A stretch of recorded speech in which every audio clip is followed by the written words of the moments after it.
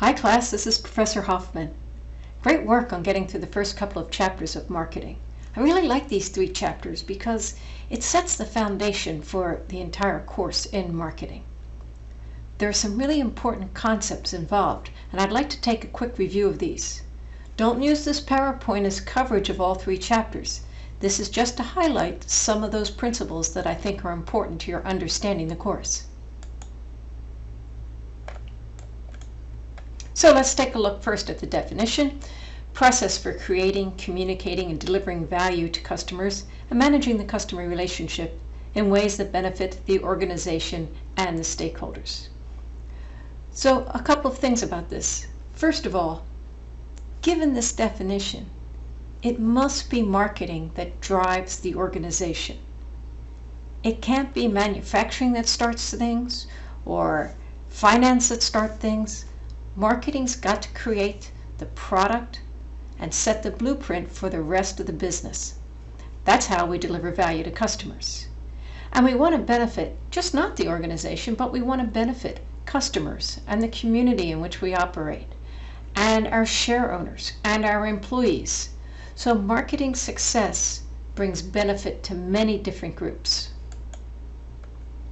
Now, here are the 6 concepts that I think are most important in this chapter. First of all, you should see information about delivering value. There must be worth given to the consumers. Otherwise, why would they pay? So they have to see some equation of what you're offering, the benefits that your product offers, the service that your product offers, as being worthy of the price you're asking them to pay.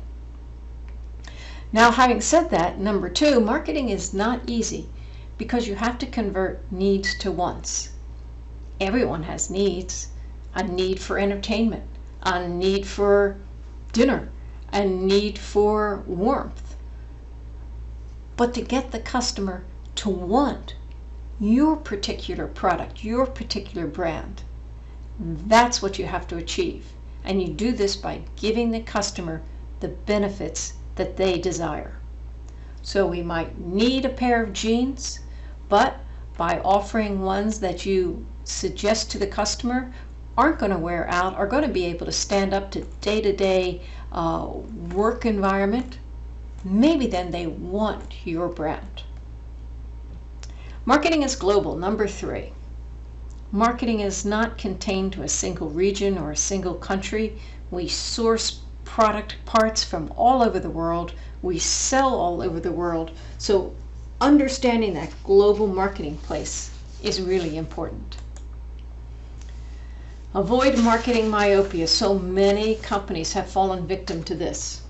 The fact is, as you start to focus on your product or service, as you drive down to those features that are really desired by the customer, you might become so absorbed by your particular product or service that you don't realize the market has moved beyond you, and therefore you've missed good opportunity that has come along. You've missed the fact that customers' needs have changed and therefore they may not want your brand anymore.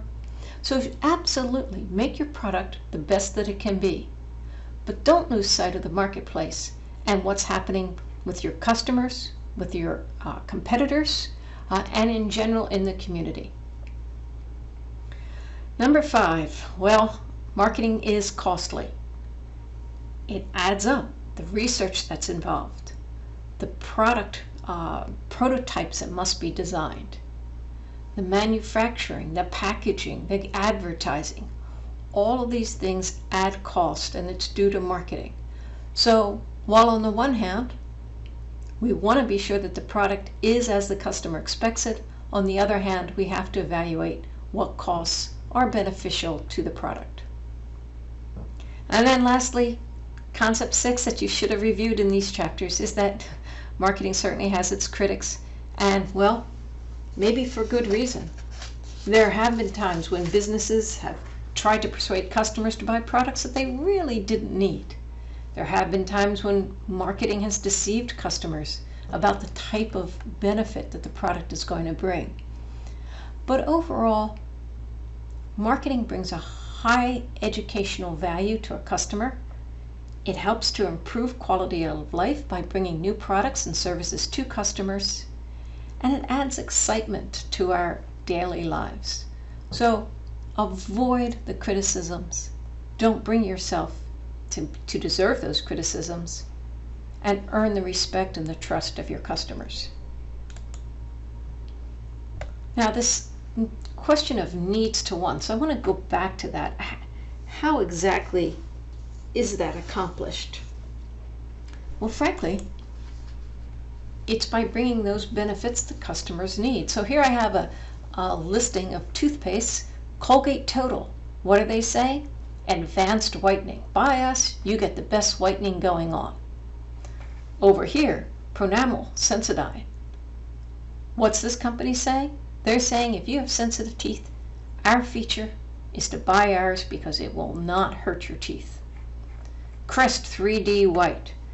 They're not advanced, they're better than advanced. They're 3D white.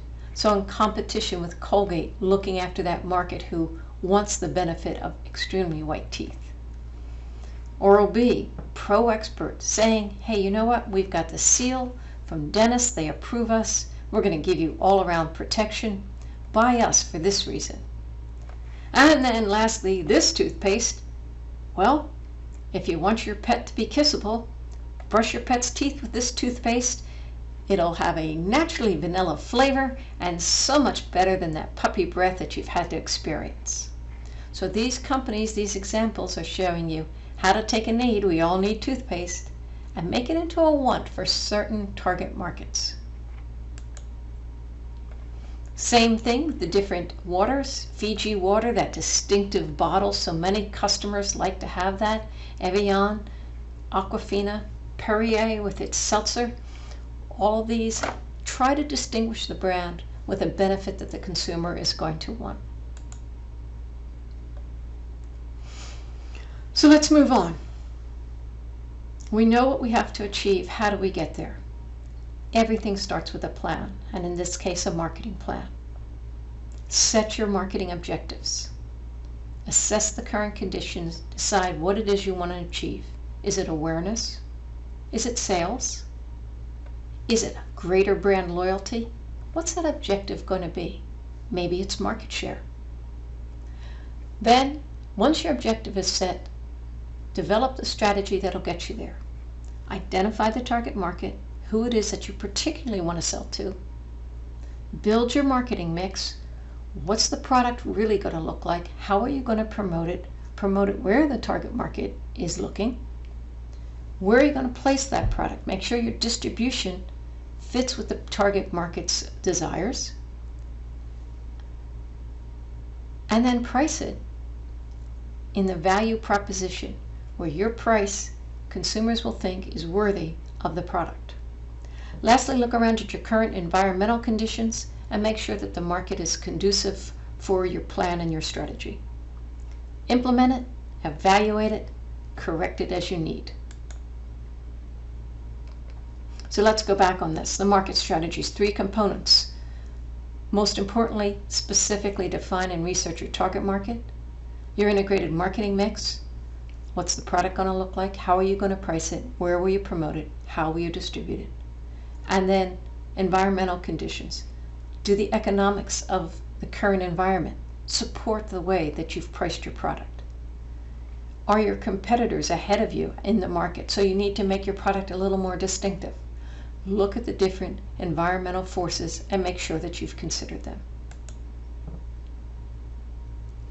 Now, many companies have multiple products, and that's why the chapters have introduced to you the market share market growth matrix. Look at your portfolio of products. Are they stars? Are they question marks? Are they cash cows? Or is it a dog and you've got to get rid of it? Analyze your products in this way if you have a portfolio of many products, and you can decide how to invest in each one of them. Here's a listing of those environmental forces. Got to think about all of them as you plan for your product. And here are some of the ethical issues in marketing. Take a look at these and think about them, and make sure that you don't violate those when you're marketing. Lastly, marketing has an obligation to social responsibility. We don't want to just abide by the law. We don't simply want to attend to environmental concerns. Marketers are expected to take a proactive approach to social causes. That might be something in the community that you help to better. That might be on a larger scale.